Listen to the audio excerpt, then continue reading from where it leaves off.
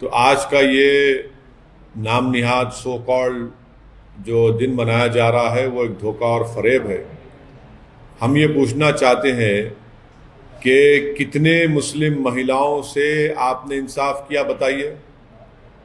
नजीब की माँ आज भी अपने नजीब के तलाश में तड़प रही है। जुनैद, जिसको हरियाणा में चलती ट्रेन में लोगों के सामने उसका कत्ल कर दिया गया, आज भी उसकी माँ उसके इंसाफ के लिए तड़प रही है। लाखों की तादाद में मुस्लिम महिलाएं ने CAA का कानून के खिलाफ, NRC NPR के खिलाफ एहतजाज किया। आज भारत में सबसे ज़्यादा अगर इलिटरेट है फीमेल्स में तो मुस्लिम महिला हैं। उसके लिए मोदी सरकार ने क्या किया? सबसे ज़्यादा अगर ड्रॉप आउट होता है तो मुसलमानों का और उसमें मुस्लिम महिलाओं का। तो क्या आपने ये क़ानून बनाकर एक धोखा दिया है? ये क़ानून अनकॉन्स्टिट्यूशनल है, इसीलिए सुप्रीम कोर्ट में इसको चैलेंज कर दिया गया है। ये इक्वालिटी के ख़िलाफ़ है। ये मुस्लिम लोगों को डिमोनाइज करने के लिए क़ानून बनाया गया।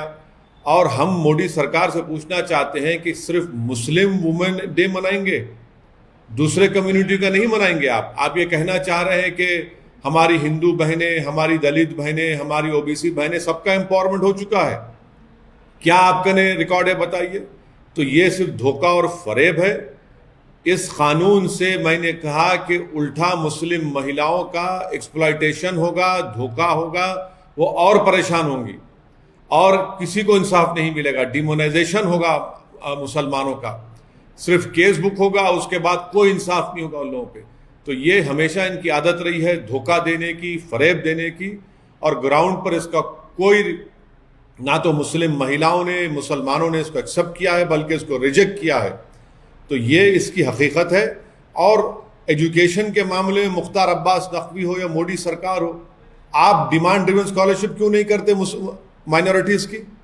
क्या ड्रॉप आउट रेट नहीं है? क्या कुंडू कमेटी की रिपोर्ट नहीं है? क्या NSSO का डेटा नहीं है? क्या 2011 का सेंसस नहीं है? सिर्फ धोखा और फरेब और ऑप्टिक्स के लिए किया जाता है सब चीज़ें। ये सर, मुख्तार अब्बास नकवी ने ये कहा है कि लोग इसको सपोर्ट कर रहे हैं और कुछ क्रिमिनल एक्टिविटीज जो कौन सपोर्ट कर रहे हैं?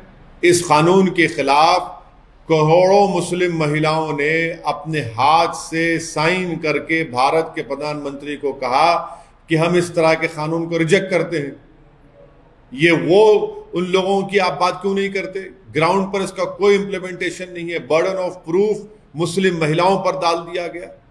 और आप इसको ये कह रहे हैं कि अगर कोई जेल को भी जाएगा तो शादी रहेगी।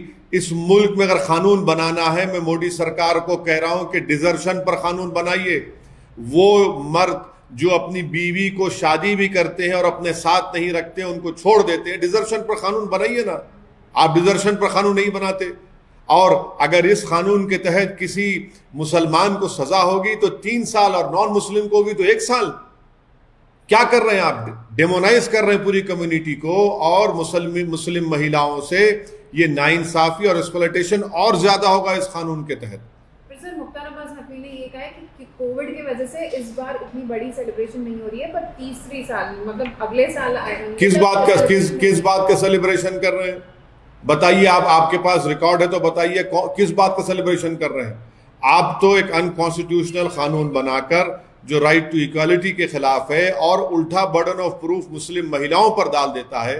इस देश को जरूरत है तो डिजर्शन के खिलाफ कानून बनाने के लिए जो इर्रेस्पेक्टिव ऑफ रिलीजन कास्ट सब पे अप्लाई होगा, वो कानून नहीं बना रहे। ये सिर्फ धोखा और फरेब है।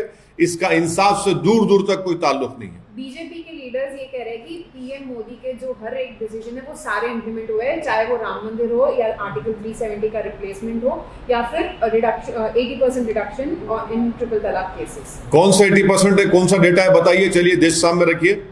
कहां से लाए डेटा?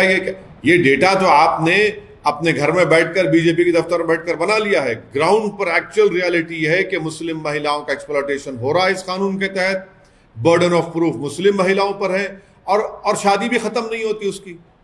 तो ये एम्पावरमेंट अगर मुसलमान और मुसलमान महिलाओं का चाहते हैं तो आप नजीब की माँ से इंसाफ करिए, आप जुनैद की माँ से इंसाफ करिए, आप पीलू खां के घर वालों से इंसाफ करिए, आप अखलाक के घर वालों से इंसाफ करिए, आप अकबर खां के घर वालों से इंसाफ करिए, अलीमुद्दीन अंसारी के घर वालों से इंसाफ करिए, जो जिनको गौरक्षकों ने मारा, उन खातिलीन, उन कन्विक्टेड लोगों को बीजेपी के लोग जाकर फूल का माला पिनाते, और आप आकर हमको कह रहे हैं कि आप मुस्लिम महिलाओं से इंसाफ कर रहे हैं। डिमांड ड्रिवन स्कॉलरशिप आप नहीं करते, इलिटरेसी रेट हाई है, कुछ नहीं करते, और आप सिर्फ एक धोखा और फरेब की इनकी हमेशा सियासत रही है, उसी पर बीजेपी चल रही है। सर, हिंदुस्तान के टैक्स पेयर का करोड़ों रुपया बात कर रहे हैं आप, अपोजिशन के लोग नहीं गए। तो आप भूल गए सुषमा स्वराज ने क्या कहा था कि पार्लियामेंट को चलाने की जिम्मेदारी सरकार की है। डिबेट करवाइए ना, क्यों सरकार डर रही है? 300 MP रखकर भी सरकार पेगासस के ऊपर डिबेट नहीं करना चाहिए, क्यों डर रही है? क्या छुपाना चाह रहे हैं आप? हम यही सवाल कर रहे हैं। आप चलाइए पार्लियामेंट को, हम चलाने तैयार हैं। आप चलाना नहीं चाहते, आप दिन में अपने बिल को पास करना चाहते, ये डेमोक्रेसी है क्या? पार्लियामेंट को चलाना सरकार की जिम्मेदारी नहीं है। अपोजिशन अपनी बात को रखेगा, आप सुनिए, आपको एक्सेप्ट करना है मत करिए, मगर हमको बात रखने का तो मौका नहीं दिया जा रहा है। विपक्ष की जिम्मेदारी, विपक्ष उन लोगों की तरफ से विपक्ष आवाज उठा रहा है जिनकी लाशें पानी में तीर रही थी, जो ऑक्सीजन से मर गए। विपक्ष ये चाह रहा है कि भारत में सेकेंड वेव में जो 40 लाख से ज्यादा लोग मर चुके हैं, उनके लिए इंसाफ का बात कर रहे हैं, तो सरकार सुनने तैयार नहीं है।